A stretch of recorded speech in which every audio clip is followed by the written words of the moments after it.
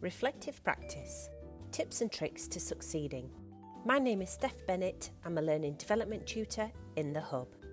Today's aims: to develop an understanding of the importance of self-reflection as learners and practitioners.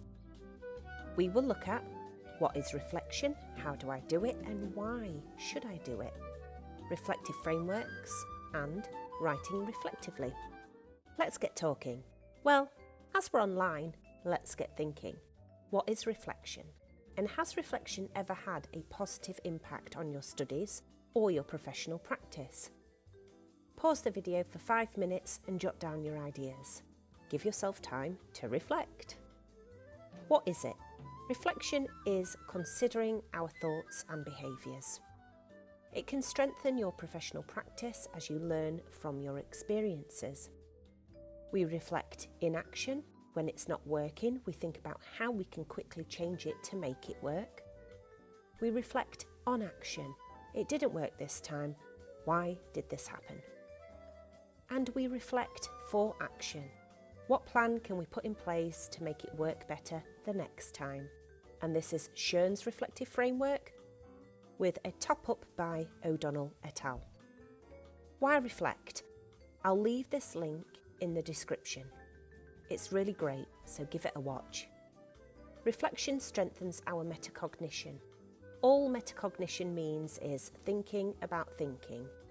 So reflection strengthens your critical thinking processes. We reflect to help us adapt our actions and reactions to situations. Why has my tutor asked me to reflect? Effective practitioners never stop learning and developing to meet the needs of others. We need to reflect on values, opinions, beliefs to better understand our experiences. Reflection is often internal, so your tutor might ask you to formalise it by writing an assignment. Why is reflection important in practice? To see things that are invisible to us. To identify things we might not have noticed in our practice, to find a different perspective from our own, to consider the different perspectives on our practice, to stop making or repeating mistakes, to spot and rectify those mistakes in our practice, and finally to figure out what works and what doesn't, a bit of trial and error, to develop practices that work effectively. Reflective writing. Reflective frameworks are tools to guide your reflective writing. They can prompt you to reflect on different aspects. They can ensure you include the necessary steps to effective reflection. They can bring about a range of conclusions. They can help you structure your reflective assignments. And there are many to choose from: Moons, Kolb's, Brookfield's, Gibbs, Schoen's, Races. Try them out. Which one's most suitable to the assignment that you're completing? Let's get thinking again. What follows is a reflective framework, but the order has been rearranged. What order should these questions be asked in and why? When we flip to the next screen, pause the video for 3 minutes. And here we are. Action plan, feelings, conclusion, description, analysis and evaluation. What order should they go in? Reflective frameworks, which one should I use? Here's the answer to the question we looked at just before. We start with description, we move to feelings, we evaluate and analyse before concluding and creating an action plan. This is Gibbs' reflective cycle. How can I structure my assignment using a reflective framework? For example, if we take Gibbs, we could start out with an introduction where we introduce the topic we're reflecting on, or maybe the critical incident we've been a part of. We can introduce the model of reflection, which in this case is Gibbs.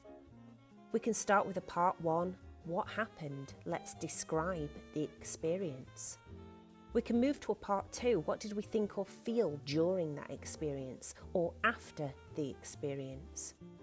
Then we can move to part 3, what went well or not so well and why? How can we better understand it? This is part of the evaluation and analysis. Moving to part 4, what else could we have done? And then moving to part 5, what would we do next time? This is our action plan. Finally, we can tie everything up with a conclusion to summarise what we found out and consider our next steps in professional practice. What makes good reflective writing? Good reflective writing focuses on why and how, not just the what. It considers different perspectives. For example, if you are a teacher and you are reflecting on your classroom delivery, you can look at your classroom delivery from the perspective of the students, from the teaching assistants, from your colleagues, as well as the perspectives of theory. It only includes the relevant details. Remember, we don't need you to go off on a tangent. Get to the point, stick to the point. It's underpinned by the literature. Most of the things that you'll experience in professional practice have already been experienced and written about. So draw on those pieces of literature to deepen your understanding of the experience. Relates incidents to broader contexts. Demonstrates good academic practice, for example, your APA referencing, the structuring of your assignments, your spelling, punctuation, grammar. It uses first person and passive voice. What we're not looking for. We don't want it to just read like a story, a description of what happened. We don't want you to include too much unnecessary detail. We don't want you to leave the reader asking, so what? What does that mean? We don't want you to focus heavily on your thoughts and feelings without actually exploring why you thought them or why you felt them. It wouldn't use second or third person. Moon's 2014 model. Here is Moon's model of reflection. Moon says that we can go through different iterations of reflection, from descriptive right the way to critically reflective. And here at the university, we would like you to be a critically reflective writer. Critical reflection is an account that shows the author has stood back from the event.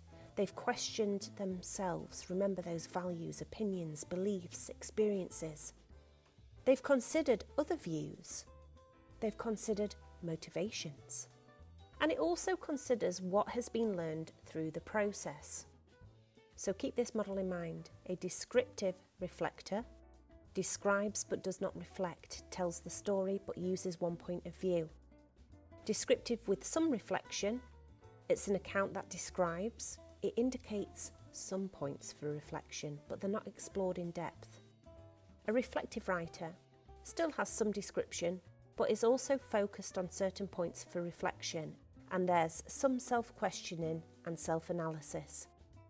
And we've just gone through critically reflective. Here's the task. Using Moon's 2014 levels of reflection, can you order the following examples from descriptive to critically reflective? If you need to, rewind the video to go back to the former table and pause, just so you can make a mental note of what was said.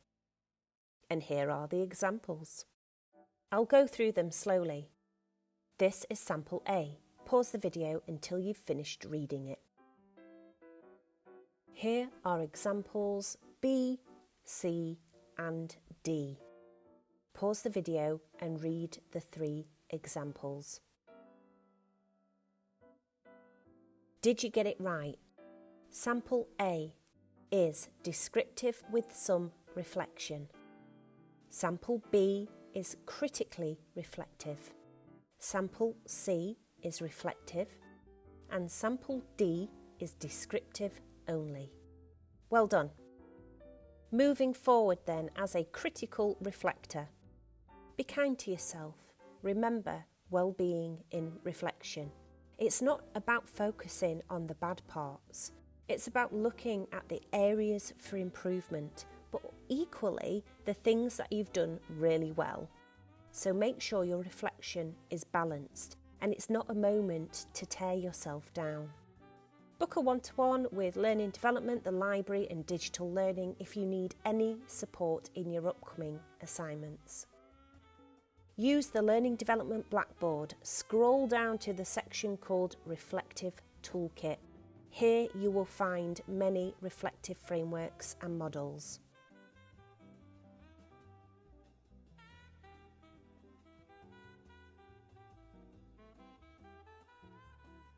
Head to Scribber if you need support with writing introductions, main bodies and conclusions. And if you need help with sentence starters because you've started procrastinating, head to Academic Phrase Bank and there are hundreds of sentence starters on there.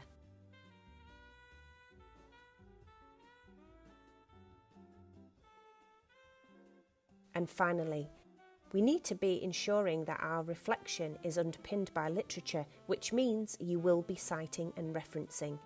So head to the Academic Integrity Guide to help you do that. And finally, if you have any questions or suggestions, my email is on the screen. Thanks for being with me today.